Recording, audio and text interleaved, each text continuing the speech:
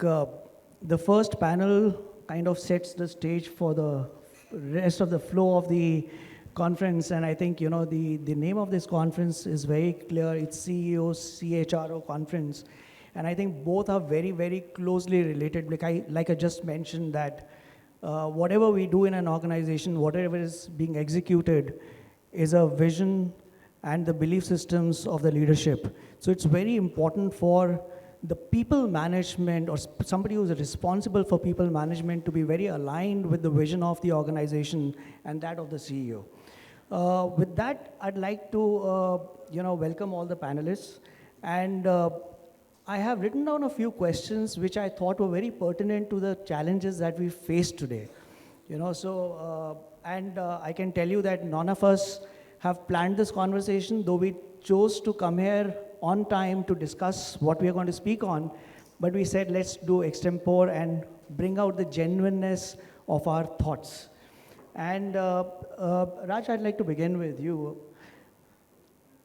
We are living in a world where the organizations are going beyond boundaries. We are not just building organizations which are for a specific region or for a country. We are going beyond our geographical boundaries of the nation as well. We deal with employees who come from different cultural backgrounds. We live in a country where each state could be considered as a different country altogether in terms of its culture, diversity, expectations.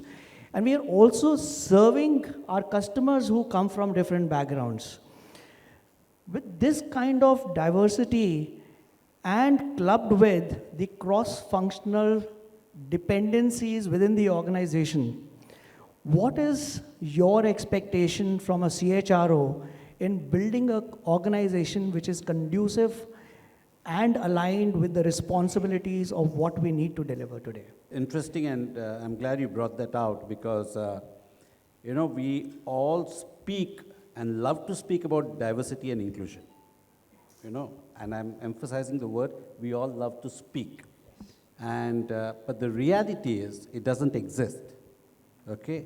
And when you talk about inclusion and diversity, to a large extent, it's restricted to gender, male, female. A couple of years ago, I think 6, 7 years ago, I was on a panel in Google, and that time their target was we will have X number of women to reach the thing. But, when you do a D&I charter, you need to look beyond, and what you said is so true. You need to look at gender, you need to look at the socio-economic background of people, you need to look at race, you need to look at, various other people with disabilities. And there's a huge thing that, and we don't look at that. Organizations in India, maybe there are some who do it, okay? So I'm not generalizing it, but to a large extent, and we did a recent research, and what we found was it doesn't exist to a large extent. Everybody talks about it, but it's not there. And another thing I think, which is very important, and I've led organizations, and one of the things I see most leaders also do. I don't just blame, I actually, I think you mentioned when you spoke about Mr. Singhania's leadership, you said it percolates from the top. And I think even HR, to a large extent, percolates from the leadership, to a large extent, right? So one of the things I think what we don't look at is also cognitive inclusivity, and that is something. The West is moving towards it, we haven't moved, and that means not hiring people who are clones of yourself. You need to identify people with different skill sets who will contribute, but most leaders do that, and I've seen that in organizations I've worked as well. You want clones of yourself, and I think that is something that needs to be looked at. I'm keeping it short because I know there's time and there'll be many questions, and I want to let others speak as well, yeah. So first of all, a very, very good morning. And so after a long time, actually, I'm attending something on a Saturday. So if you all are also... You can make it happen. So I hope that I personally and our panel is able to do justice to the time on the Saturday morning. Just wanted to add, Raj, what you said, and I think you are right. And because of that reason only, we took a challenge a couple of years back I come from an IT company. I was an entrepreneur for almost 12 years, and then my company got acquired by Sopra. So today we are close to 7,000 people in India. So it's mainly IT business. Now, 5 years back, someone approached us from Noida Deaf Society and said that, we are training, these are all graduates, but unfortunately, they don't have any jobs. When I spoke to my team that can we hire them, they said, what are they going to do in IT because they don't know anything in IT. So I said, no, we do also have other functions like finance, information systems, HR, etc. Can we utilize them? So one of the ladies actually, she came forward from my HR team and said, okay, so I'll take the responsibility of taking these people and see that how we can make them employable. So 5 years back, we took 6 people from NDS, and we didn't know what we were going to do, but I think the credit goes to the team that 2 of them learned the sign language.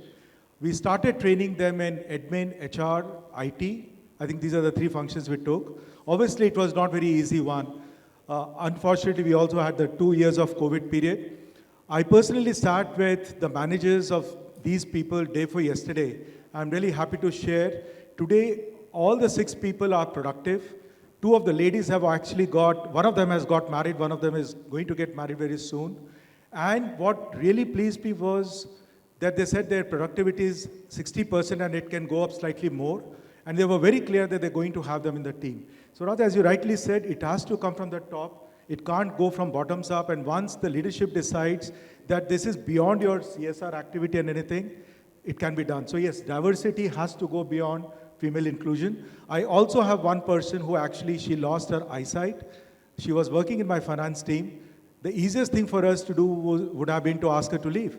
But we said, no, let's see how we can make her productive. And today she is actually working in my shared service system in finance. And I would say again, 40-50% productive. So, Fantastic. Fantastic. Fantastic. I'm so glad that you brought this up, sir. Mr. Subramanyam, we were talking about hiring, we were talking about people. There's a huge dichotomy that we face in our country. I mean, we have this huge challenge around unemployment. But I'm sure all of us agree that when we are looking at hiring, we are challenged with finding the right people. There's a huge dichotomy around this space. I think CEO is one person who has a long-term vision which is there. And sometimes this vision does not percolate down to other people. What do you think the CEO and CHRO together need to do to be prepared for the future so that you have enough talent available for you? I mean, I know that we are talking of women workforce. In the businesses of science and technology, even though girls take up science, they do not take up science as a profession. So what are we doing around being prepared to hire good people so that we don't face that challenge in the future? Thank you. First of all, let me thank BW for giving us this opportunity to meet all of you. Thank you so much. I have been in healthcare for last 40 years now, and only into healthcare. So I have seen the maximum diversity in employment. I'm extending, from what the other panelists said. I worked with most of the women. In fact, in hospitals, we are the minority. The women are the majority. And, I'm very proud to say that the multi-skilling happens mostly from the women, not from the men. And this is my experience. Let me tell you this very honestly, with my own experience, this is what happens. So when it comes to the diversity and, how do we identify skill, how do we develop that, how do we do that? First of all, how do a CEO and CHRO work? I think that's your question. I would like to see a day where a CEO feels that it's not the people cost, it is people profit. The first thing what a CEO has to understand is that it is not people cost, it is people profit. Then, the CHRO understands, that, this is how the journey has to be going in the system. The second thing is, most often, the balance sheet, we see that people cost is a fixed cost. I think, that is the profit cost. That is not the, this thing. Whenever the EBITDA comes down, the first thing CEOs ask the CHROs was, how do we cut down the manpower? It starts with that. So the CHROs, they start with a great AOP. They write a phenomenal AOP for the year. But, first quarter, second quarter, once that is over, the entire perspective changes. So I think, we need to stick to that. When it comes to the question of how do we do the skill identification and how do we nurture that, I will give you one small example of what we have done, and it is possible actually.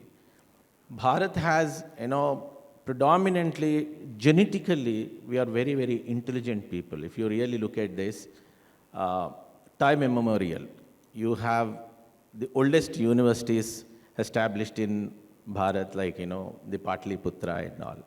In between, we lost that charm little bit, but, genetically, we are very intelligent people. All that CHROs and CEOs are supposed to be doing it, that, how do we unearth that particular thing?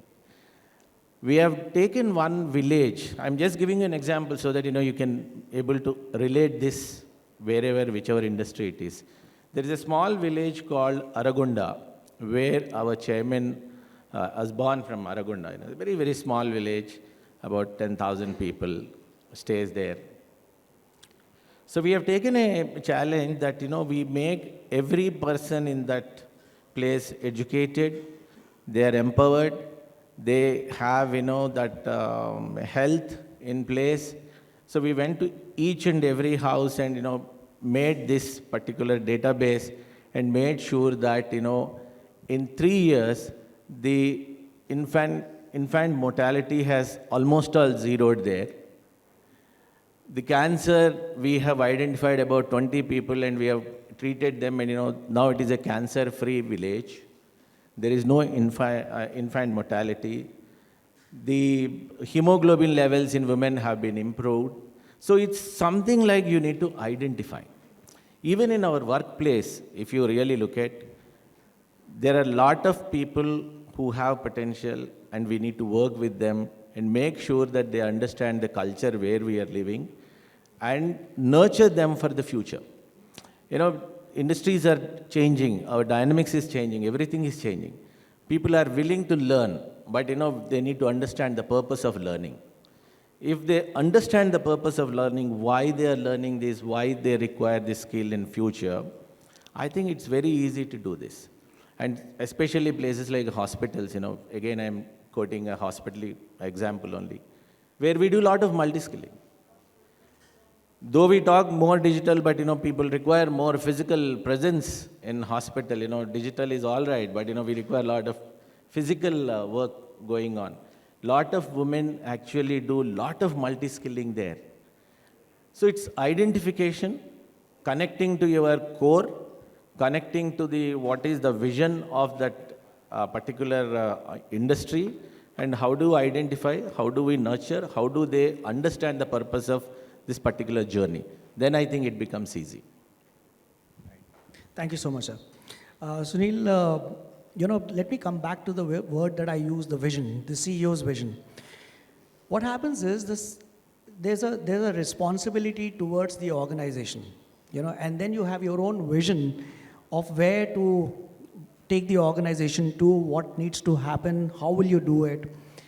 Sometimes this vision does not reach out to each and every person in the organization, People who work for you also have their own personal ambitions in their life. What has worked for me in the past has always been that success comes in where the personal ambition of the employee is aligned with the corporate ambition and the vision of the CEO. What do you think is the role of HR as a conduit to share this vision to every person working in that organization so that everybody is working towards a common goal? Thank you, Harbinder. I think that's a great question. So first of all, I think since it's a CEO, CHRO conference, maybe I'll just start from there.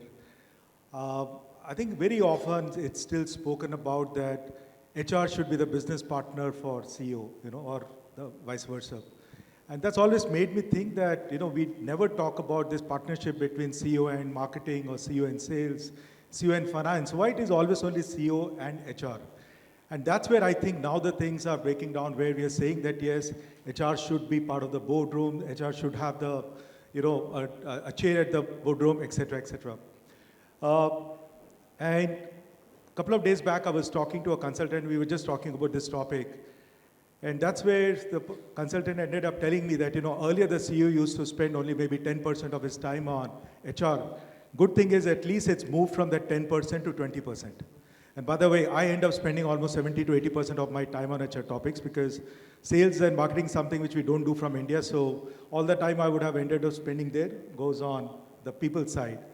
And on the people side, my idol company has been actually Google, because the amount of time they spend on recruiting the right talent and then nurturing them, enabling them, etc., is so much.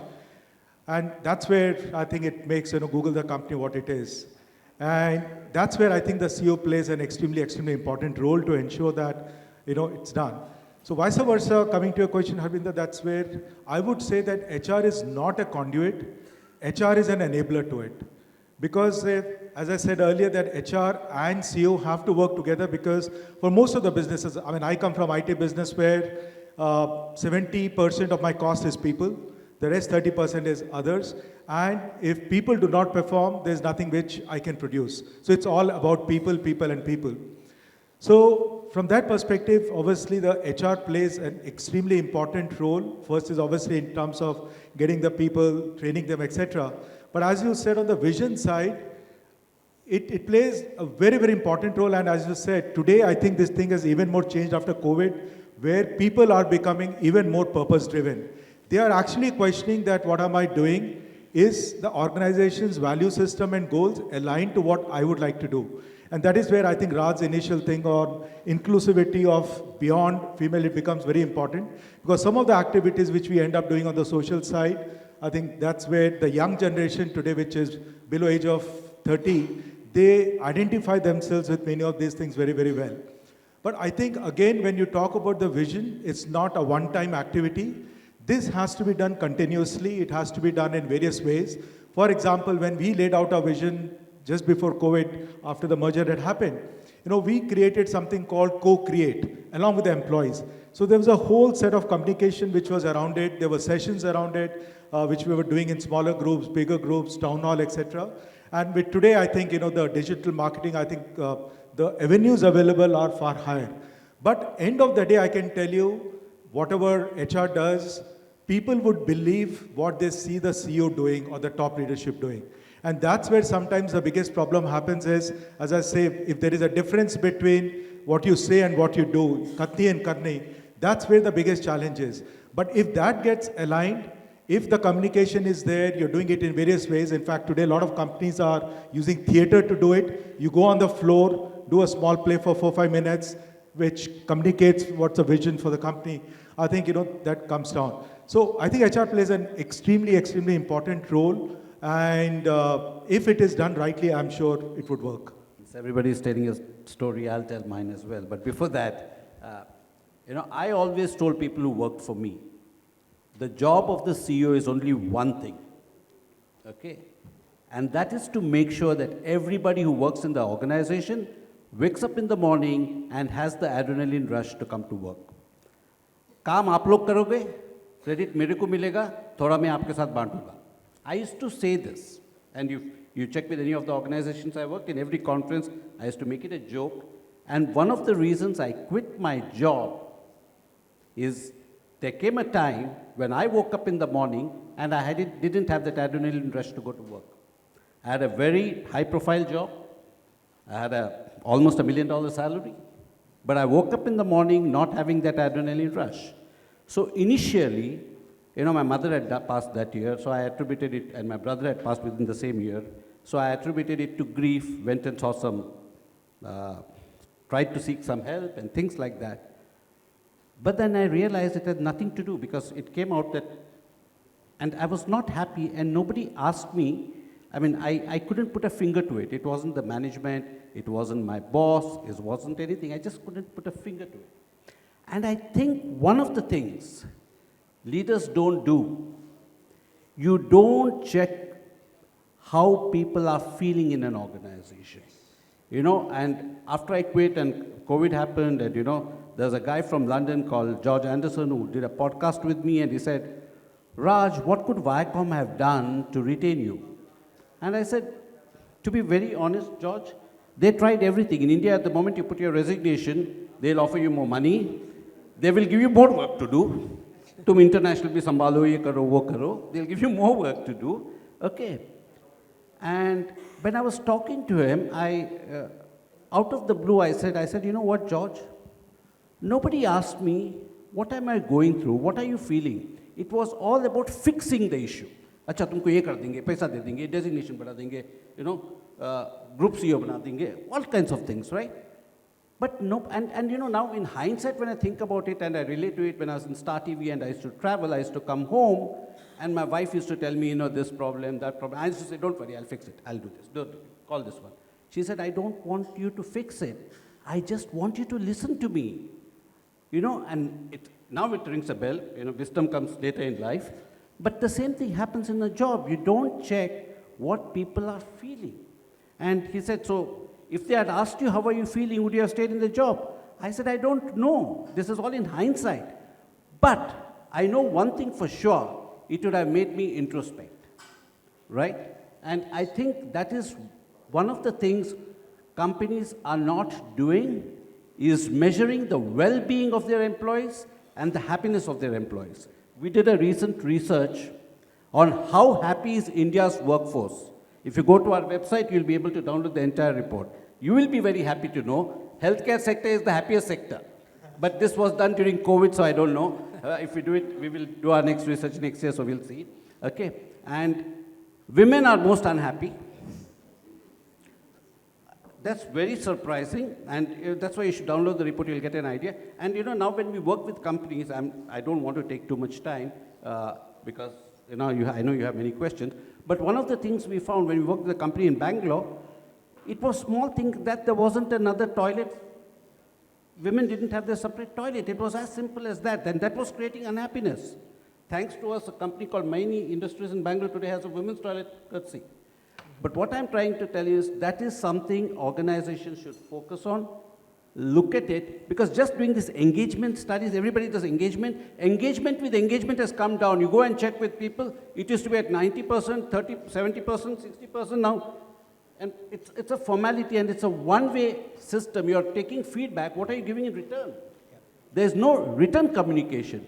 So you need to move from engagement to involvement. And it should be a dialogue. It should not be a survey. It should be a two-way communication.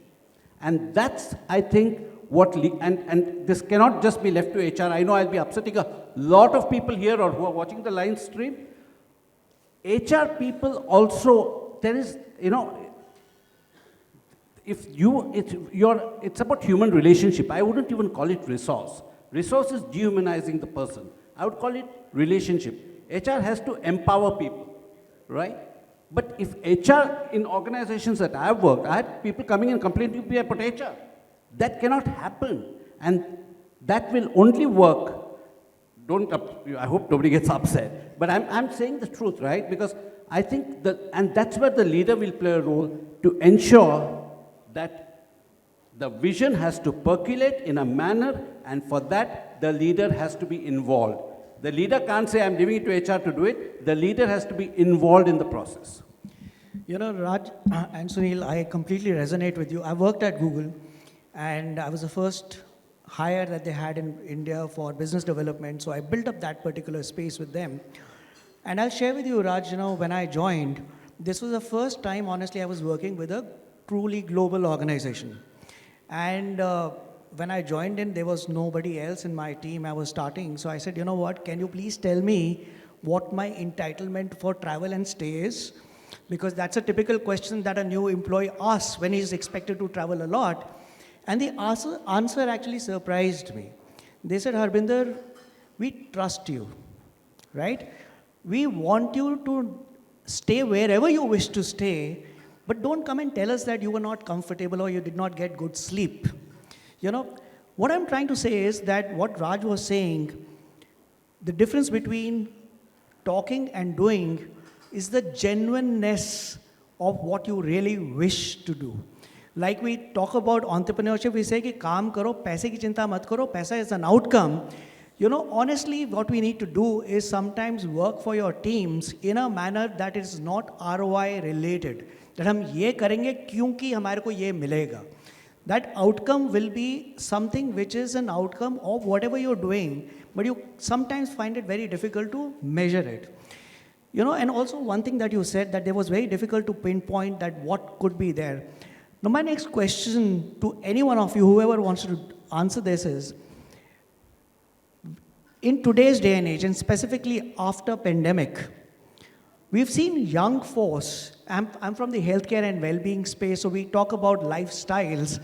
But today, because it is HR conference, I'm going to talk about the work lifestyle. I think the work lifestyle has gone through a sea change. When we look at young Gen Zs, when we hire them, 6 months later, they come back and tell us that, you know what, we want to leave. When you ask them, why do you want to leave? They said, Pata nahi, you know, I'm not getting what I really was looking for. And when you ask them, what is it that you were looking for? They have no answer. They've not introspected. They don't know what they were looking for. They don't know what is missing. How do you handle this generational gap where we as CEOs at a certain age are used to a particular lifestyle, whereas post-pandemic, work from home, priorities, their feeling for the planet is very different. They look for cause, purpose, how, what, which we are not used to. How do you manage these young people and create a conducive work environment? Whoever wants to go. Okay, again, this is my experience, so I don't know whether it's right, wrong, you know, and there is no right or wrong in any way. So the way I look at it is, people work for three things. They first work for respect. Second, they work for recognition. And third, they work for reward. Most companies look at it the other way around, you know. They look at reward first. If you are respected in an organization, okay, you will say, yaar, yahan thoda paisa kam milta hai, but you know, I'm very happy. People take care of me. The organization has been good to me. You know, if I had a problem, family problem, health problem, the organization has come to my rescue. So they want to be respected. They want to be treated as an equal, okay? Second is recognition. Everybody needs recognition. My dog needs recognition. I need to pet it. My wife needs recognition. I need recognition. What is recognition? Nothing but validation. What is Instagram today? You are seeking validation from people you don't even know and looking at it every second, right?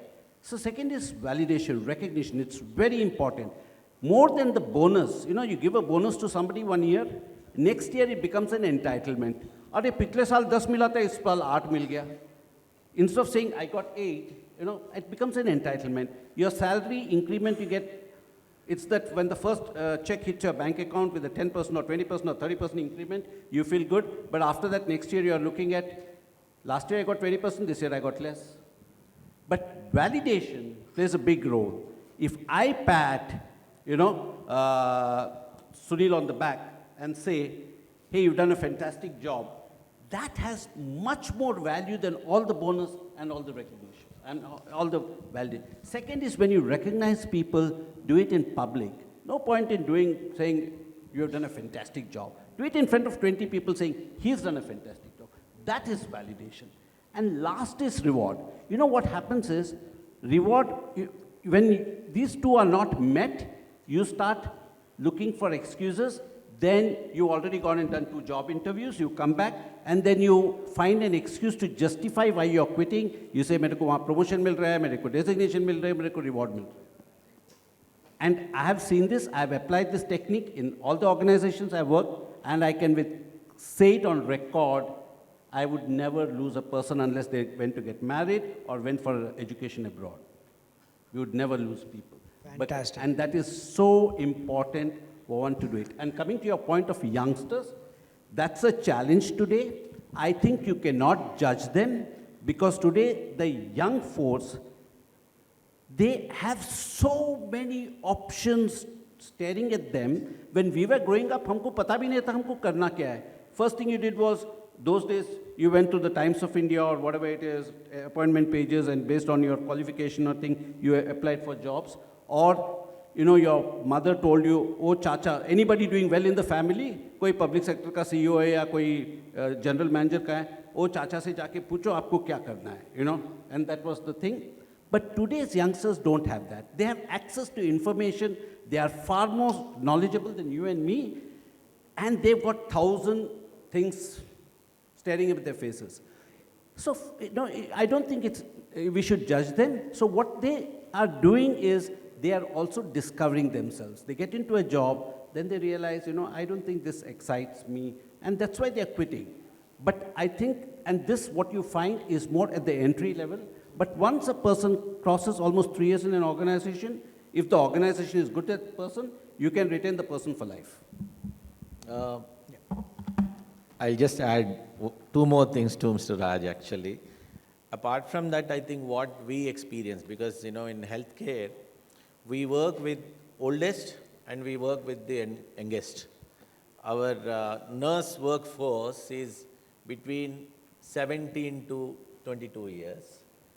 And our super specialist age group is 65 and above.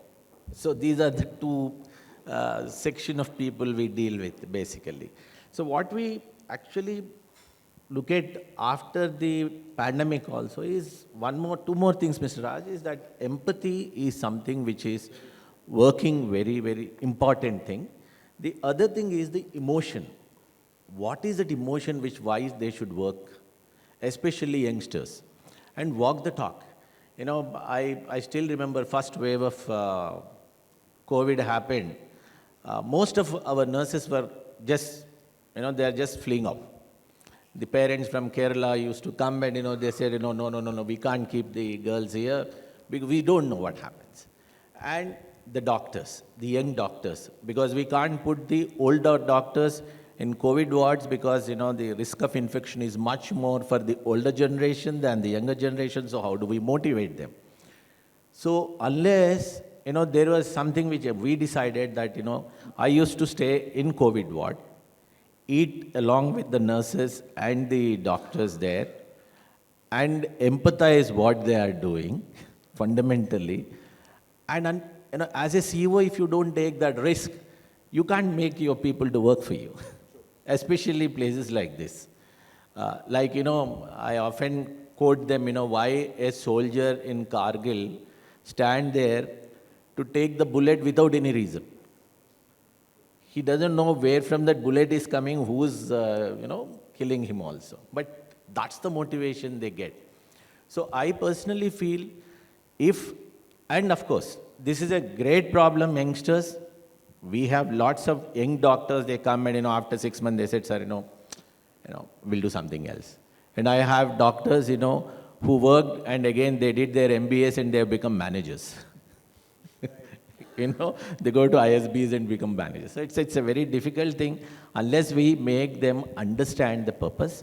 And as he very rightly said, they need to get that pride of what they're doing, why they are doing, what is the pride they get, and how respected they are. So this is something which we need to create in the organization for them to feel that there is a pride. It's not just the money, you know.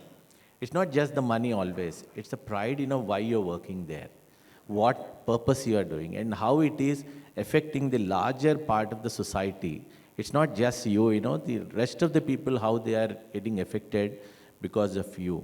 What is your impact towards it? So if we can create this sort of environment, then, you know, I'm not saying, you know, we can solve this problem 100%, but, you know, at least to an extent where we can do, walk the talk. The CEO has to do that.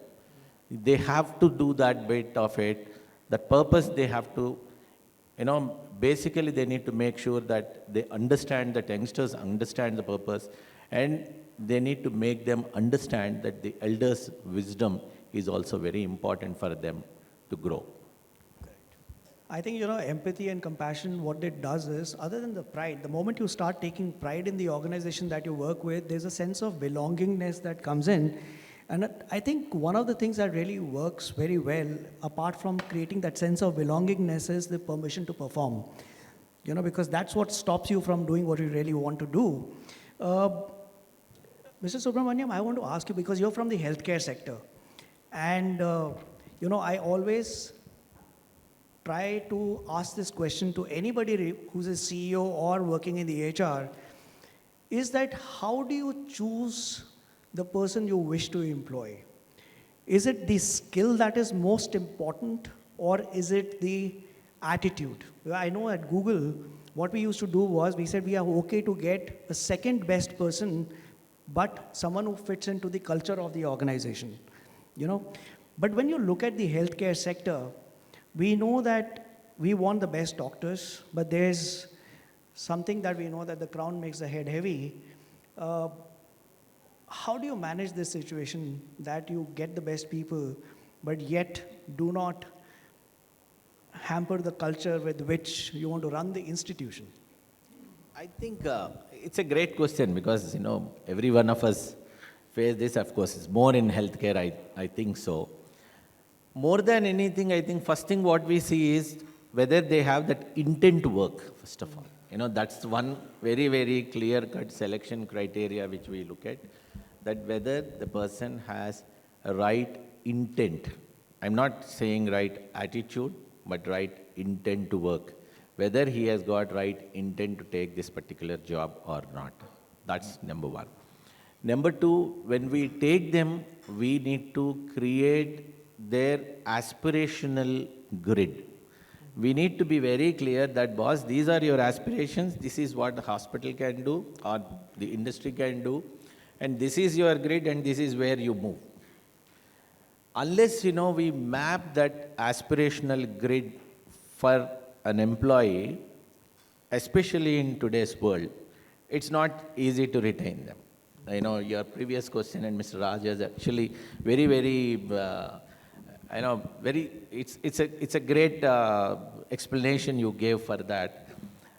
Unless they understand unless we understand their aspiration and put them into aspirational that grid, and that aspiration always matches our job also, then only we will be able to keep them. Second thing is, there has to be a system where they keep learning, especially in healthcare especially. I'm sure any other industry also the same thing, but more in healthcare is that what is their opportunity of learning in that system. Because the doctors, nurses, they know unless they learn, they can't grow forward. They can't move forward. So what is that opportunity you are giving constantly for them to learn? Because in healthcare especially, the senior doctor says, you just write our notes, that's all. Patients also come, no, we want to see the senior doctor, not the junior doctor. So that's where I think, this transition of these junior doctors becoming managers, not becoming senior doctors, is happening. So, that is where I think the CHROs and the CEOs have to work together with the medical director to make sure that there is a learning curve, there is a career growth, and there is an aspiration, and there is a career growth grid which they understand that yes, they are growing in their life. Then only we will be able to retain, otherwise it's very, very difficult. Lovely. I just want to add, after you. No, so I think my approach has been that, it's when you're hiring at a graduate or a fresher level from campus, their 100% it is based on ability and attitude. Skill, in fact, though we are an IT company, typically I have never measured whether they know a .NET or a Java, no. So if they have the ability, attitude, then just hire them. But when you are hiring at a lateral level, that's where the problem of skill comes up, because in his case, if he has to hire a neurosurgeon who doesn't have the skills, I don't think so you can hire for an attitude and learnability. He needs to have skill. So there my typical approach has been that yes, 80% or 70% would go for skills and the balance 30% for ability and the rest. But I think if attitude and cultural mismatch is there, even if he has the skills, I won't hire him. Awesome. I just want to end because, years ago I had gone to the Google headquarters in Mountain View, and part of the thing is we had a discussion with HR as well, and the way they hire is very interesting. Like even if I want to recommend somebody for my own department, I cannot interview that person. Somebody else will interview. There has to be a peer review. I mean, people who are going to work with him has to interview him and things like that. And essentially, a very senior person told me, attitude is so important to us, no matter how good the person is, because we don't like jerks in the organization. The actual words used, okay? And then I worked for NDTV, and I learned something. We all learn from bosses, right? I learned something from Dr. Pranoy Roy and Radhika Roy at that time. And they said something very interesting. They said when we hire people, the skill sets are given. If you're hiring a doctor, you know that he's a doctor, then only you're going to hire him. They said we only look at three things, Raj. We look at, first is integrity, second is attitude, and third is aptitude. If a person has these three qualities, everything else can be taught. Absolutely. I couldn't agree more with you, Raj. But before I end, I know the buzzer says that, the time is up, but I want to, since we have you on the panel, I really want to ask you this question, that we are all talking about creating happiness, joyful workplaces, but at the end of the day, we need, unless there is a pressure to be measured on this particular aspect, it's not a sustainable exercise, So how can we create happiness as a metric of measurement that keeps the CEO, the HR community, and every manager ensuring that happiness is not to be compromised? I'm very happy you asked this question because this is a plug for my company. But thank you for asking this. And, I think, what is the sole purpose of any human being? Think about it. Even if I ask people in this organization, people sitting in the audience, anybody you ask, they'll say, I want a good education, ghar, gaadi, bangla, whatever it is, then you'll say, achhi biwi chahiye, achha pati chahiye, and all kind of thing, right? But then you keep probing the person beyond a point and he'll say, I want to make a lot of money, I want a Ferrari, I want this, I want that. Well, depending on each person may not necessarily be materialistic, but people will have different. But you still keep probing and finally say, I just want happiness. That's the sole purpose of every human being. You don't need Dalai Lama to tell you that, right? Now in organizations, it's very important because, and I said this earlier, you don't measure. And one of the things that we do is we say, you have to measure happiness and well-being. It's very important. And I'm telling this audience today, probably a few years from now it will be a reality, happiness is going to be the new business matrix for organizations. It will be. And there is, we've now developed a scientific tool, having worked with researchers within India and globally, and it's underpinned by neuroscience, and it measures the happiness quotient, which basically measures involvement, well-being, and employee net promoter score. But that's okay. Putting a platform together, anybody can do it. It's no rocket science, right? Everybody can do it. But we've done it. We are probably the first pioneers in this field globally.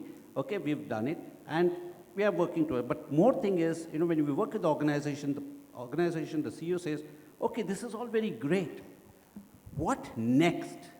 So we say, we also give you solutions.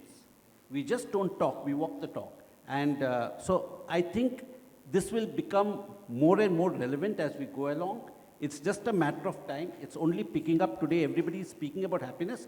I was in Dubai about 2 weeks ago. They have a Ministry of Happiness. I happened to meet one of the persons there, and they said, the minister was called by the ruler or something and said, hey, I want you to join the ministry. And so what am I going to do? You're going to be the Minister of Happiness. Minister of Happiness? But they have it. And now companies are calling people Chief Happiness Officer. Just calling or renaming people is not going to make a difference. You have to actually live it. If first of all, the Chief Happiness Officer has to be happy. I think it's the CHRO could be the Chief Happiness and Relationship Officer of the future. But you know what? My takeaway from this conversation today has been that, you know, I was inspired to understand about happiness, but taking away Raj's real story of why he quit his job, and then my assumption is that led you to do this startup, this business of yours. You know, that's how important it was to him. Since we are dealing with human beings, each one of us at our own level will have some purpose that defines what we do and how we do it. I think it is the role of a CEO and CHRO to come together to understand their people's why and their purpose so that we can align it to what we are building an organization. I think, to my mind, that is what we call the corporate value systems, you know.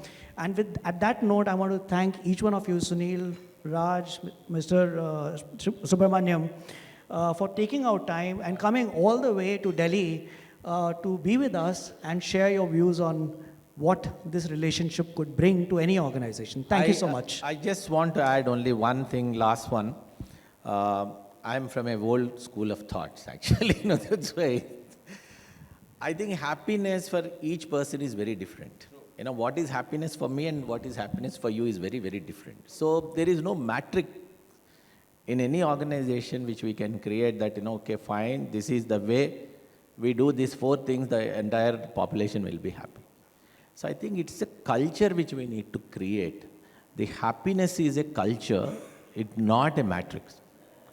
Please, so, when we started the organization, we said, you know, it's Apollo family. So because we realized that family, you know, person who is in a family is a happy person. You know, the value of a family is a happiness, you know, as Mr. Raj said earlier. So probably, you know, those are the things we need to do because in today's world, out of 24 hours, we spend at least 14 hours in our office space. And 7 hours we sleep. And 3 hours or 2 hours we are at home. So where is the happiness? So you need to create that happiness, that culture. That itself is wrong. At home. That first and foremost, that itself is wrong. I think there needs to be an advocacy for work-life balance. 8 hours, 10 hours, you have to be in the office. Whatever we advocated, you are all there. I'm sure, you know, each one of you must be spending more of your conscious life in the office than at home. So let's create that culture, that's all.